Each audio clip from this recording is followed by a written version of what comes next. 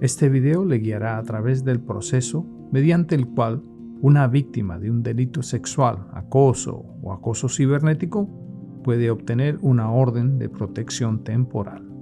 El único lugar donde puede obtener una orden de protección temporal es en el juzgado de familia en el Tribunal del Condado. Estas órdenes se conceden desde las 8:30 de la mañana hasta las 4 de la tarde.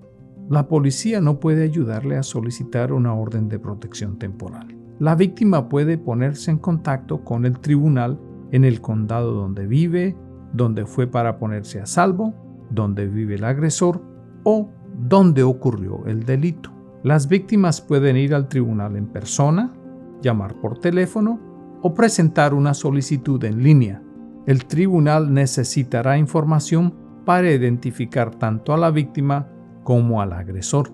La víctima tendrá que describir el delito más reciente, ya sea uno de los 3 delitos sexuales, acoso o acoso cibernético, y si anteriormente hubo abuso. Un funcionario de audiencias o un juez revisará los documentos, escuchará a la víctima y determinará si hay una buena causa para emitir la orden de protección.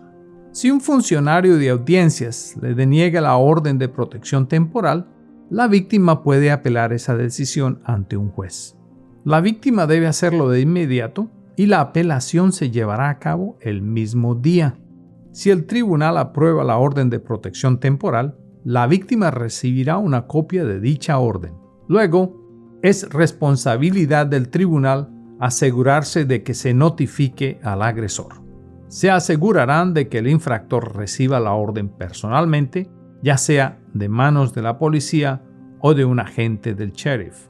En esa orden no aparecerá la dirección de la víctima. Nunca se le pedirá a la víctima que entregue una copia de la orden al agresor. Además, la víctima debe ser informada cuando el agresor reciba la orden de protección temporal. Después de que se le haya entregado la orden al agresor, la víctima debe informar a la policía de cualquier contacto hecho por el agresor como una violación de esa orden. Con la orden de protección temporal, la víctima recibirá una fecha para una audiencia final. La audiencia final se programará aproximadamente 10 días después de la fecha en que se dictó la orden de protección temporal y se llevará a cabo en el juzgado del condado donde se dictó la orden. El propósito de esta audiencia es decidir si se dictará una orden de protección final o si se desestimará la orden temporal. Para tomar esta decisión, el juez tiene que decidir si la víctima probó su caso. En primer lugar, el juez tiene que determinar si alguno de los delitos se llevó a cabo. Si el juez determina que sí, este considerará la posibilidad de riesgo futuro para la seguridad o el bienestar de la víctima. El estándar que utiliza el juez para tomar esta decisión es lo que se llama preponderancia de la prueba. Esto significa que la versión de los eventos presentada por la víctima tiene que ser más creíble que la versión del agresor. La víctima tiene que inclinar la balanza a su favor. Si el juez determina que la víctima ha probado uno de los delitos y que existe un riesgo futuro, entonces se debe otorgar una orden de protección final. Servicios Legales anima a las víctimas a que busquen asesoramiento legal con respecto a su situación específica, si es posible.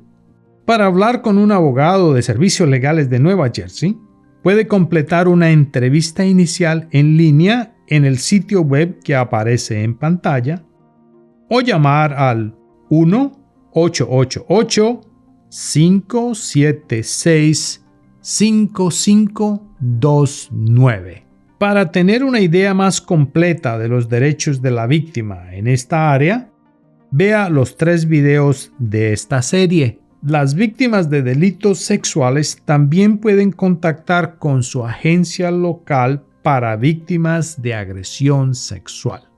La lista de agencias la puede encontrar en el sitio web que aparece en pantalla.